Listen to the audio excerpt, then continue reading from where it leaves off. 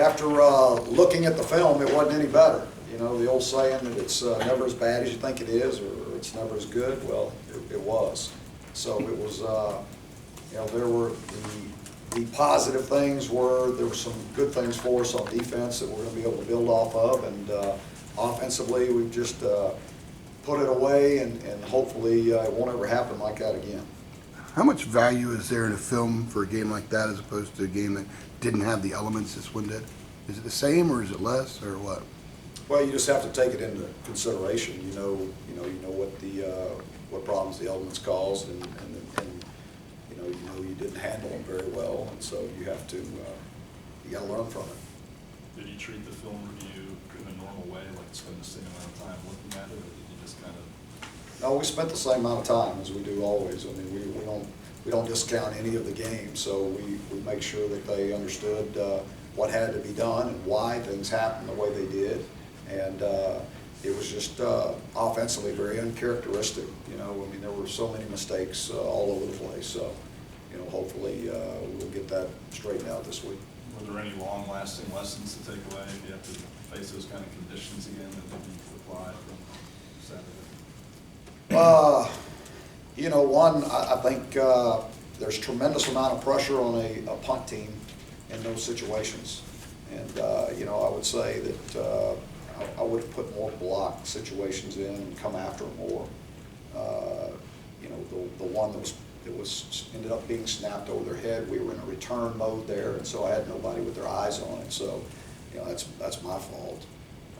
So yeah, there's different things that you can pick up from it. Coach, if the overriding positive be that, you know, you're a pass-oriented offense, and the elements just kind of dictated things, right? Well, I hate to say that we're a pass-oriented offense because we like to believe we can do both, and we were so inconsistent in everything that we did the other night. I mean, it was, you know, you could just pick and choose anything, and something was going wrong, and we just we never did get going. We just never got going. And how much more, if you had a pounder like Elijah in the game, how much would that have helped things if he could have got going on? I mean, you know, I don't know. I mean, you hope it would have helped. But if he was playing like everybody else, then it wouldn't have mattered, you know, because it wasn't just one guy. It was multiple guys throughout the game. Is there any change in Elijah's status for this week? Not as of today. I mean, I still expect him to play. So you know, but we won't know something until tomorrow when we get out to practice. How about Caleb Peterson? Same thing. Same thing. Larry, we're midway through the regular season. What have you learned about this team through 6 games? Well, I think this team's got a lot of grit. I really do. I think this team's got a, you know, because I hate to put everything, I'm not going to put everything on that performance the other night, you know. And so this team's shown a lot of grit. They've shown that they care tremendously. They play for each other. They have each other's back. They play hard. You know, it's just it just leaves a really bad taste in your mouth the way we performed the other night. You know, and I say that, and I'm talking the majority of that offensively, because defensively there were some really good things that happened throughout the game that we did. You know, I mean, they got 27 points off turnovers, and that's the thing. You know, just offensively, the message. You know, even if you're not picking up first downs, if you just take care of the football and you punt, you got a chance.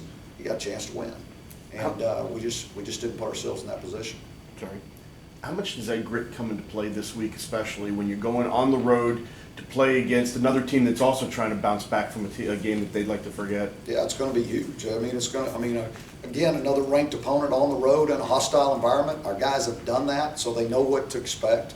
And, you know, I expect our guys to bounce back. I think we had a good practice yesterday. The energy level was good. I think they understand the task at hand. And so I expect a really good week of preparation. What were some of the positives you took away on defense as you saw that on tape? I thought our D-line played much better than they had. I thought that was their best game, especially inside. We got really good push. I thought Nas Jones probably played the best game he's played to this point. Des Lawrence was really playing well. I mean, he was all over the place. And so there were some really good things. I mean, we fit the things that we emphasized in practice. going into that week, though, you saw those things show up in the game. 6 game, Do you have an explanation for the no interceptions 6 games in? Is that fluky, or is it something the defense isn't doing, or just not taking advantage of opportunities? You know, we had a lot of opportunities early, and we had a lot of drops, you know, and lately, we haven't got our hands on many of them lately, so, you know, I don't know what the answer is that, you know, we created 2 turnovers the other night, and, you know, we needed more, you know, and we needed to take care of it on the other side. I was gonna ask that. Were you always confident that you guys were going to play on Saturday? Was there any doubt ever that entered your mind about the status of the game?